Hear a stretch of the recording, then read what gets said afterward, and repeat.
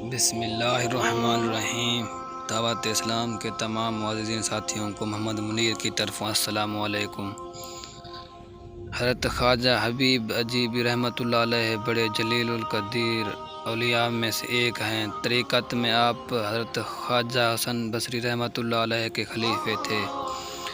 ابتدا میں بہت دولت مند تھے لیکن سود خور تھے۔ ہر روز تقاضا کرنے جاتے، جب تک وصول نہ کر لیتے کسی کو نہ چھوڑتے۔ ایک روز کسی مقروض کے گھر گئے، وہ گھر پر موجود نہ تھا۔ اس کی بیوی نے کہا کہ اس کے پاس قرض کی رقم ادا کرنے کے لیے کچھ بھی موجود نہیں ہے، البتہ بکری ذبح کی تھی، اس کی گردن موجود ہے جس سے ہم نے گھر پر پکانا ہے۔ لیکن آپ نے بکری کی گردن بھی نہ چھوڑی اور زبردستی اس عورت سے وہ بکری کا گوشت اٹھا کر اپنے گھر لے آئے۔ گھر پہنچ کر بیوی سے کہا سود ملی ہے، اسے پکا لو۔ بیوی نے کہا کہ آٹا اور لکڑی بھی ختم ہے، اس کا بھی بندوبست کرو۔ آپ دوسرے قرض داروں کے پاس گئے اور یہ چیزیں بھی سود میں ان سے لے کر گھر آ گئے۔ جب کھانا تیار ہو گیا تو گھر سے باہر کسی سوالی نے صداقت لگائی کہ بھوکا ہوں، مجھے کچھ کھانے کو دو۔ آپ نے اندر ہی کو جھڑک دیا اور وہ وسائل وہاں سے چلا گیا۔ جب آپ کی بیوی نے ہانڈی سے سالن نکالنا چاہا تو دیکھا کہ وہ بس خون ہی خون ہے۔ بیوی نے حیران ہو کر اپنے شوہر کی طرف دیکھا اور کہا کہ اپنی شرارتوں اور کنجوسی کا نتیجہ دیکھ لو۔ خواجہ حبیب عجیمی نے یہ ماجرا دیکھا تو حیرت زدہ رہ گئے۔ اس واقعے نے آپ کی زندگی میں انقلاب برپا کر دیا۔ اسی وقت آپ نے اپنے سب کا گناہوں سے توبہ کی۔ پھر ایک دن وہ گھر سے باہر نکلے، راستے میں بچے کھیل رہے تھے۔ انہوں نے خواجہ صاحب کو دیکھ کر چلانا شروع کر دیا، ہٹ جاؤ، حبیب خور سود خور آ رہا ہے، ہم پر اس کی گردن بھی پڑ گئی تو ہم بھی ایسے ہی ہو جائیں گے۔ یہ سنا تو تڑپ اٹھے اور ندامت سے سر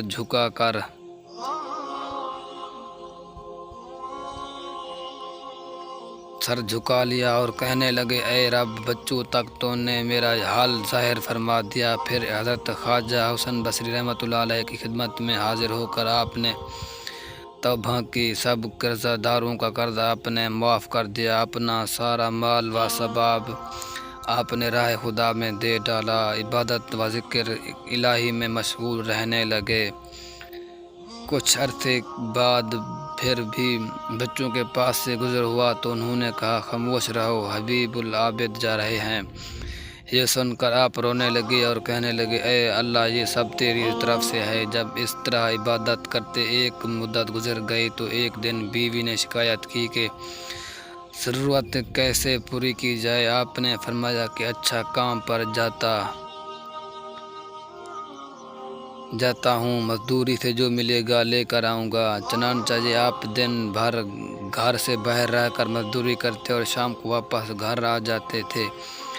بیوی انہیں خالی ہاتھ دیکھتی تو کہتی یہ کیا معاملہ ہے؟ آپ فرماتے کہ میں کام کر رہا ہوں، جس کا کام کر رہا ہوں وہ بڑا سختی ہے، کہتا ہے کہ وقت آنے پر خود ہی اجرت دے دیا کروں گا، لہذا مجھے اس سے مانگ دے وہ شرم آتی ہے۔ وہ کہتا ہے کہ ہر 10ویں روز مزدوری دیا کروں گا۔ چنانچہ بیوی نے 10 روز صبر کیا۔ جب آپ 10ویں روز بھی خالی ہاتھ گھر واپس جانے لگے تو دل میں خیال آیا کہ بیوی کو کیا جواب دوں گا۔ اسی خیال میں گھر پہنچنے تو عجیب ماجرا دیکھا، عمدہ کھانے تیار رکھے ہیں۔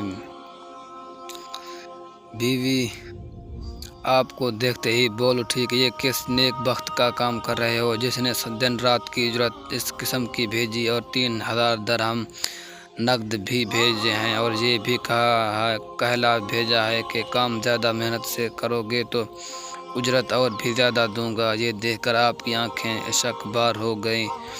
خیال گزرا کہ خدا پاک نے ایک گناہ گار کی روز کی عبادت کا یہ صلہ دیا، اگر بھی زیادہ محنت سے عبادت کروں تو نہ جانے کیا کچھ دے۔ یہ خیالات ہی دنیا کے جھمیلوں سے بالکل الگ ہو گئے اور ایسی باتیں اور ایسی راستیں کہ سر الہی بے نقاب ہو گئے۔ عنایت الہی کا نزول شروع ہو گیا اور آپ کو اللہ تعالیٰ کے ہاں بہت اعلیٰ درجہ ملا۔ تو دوستو، یہ تھی آج کی ہماری ویڈیو۔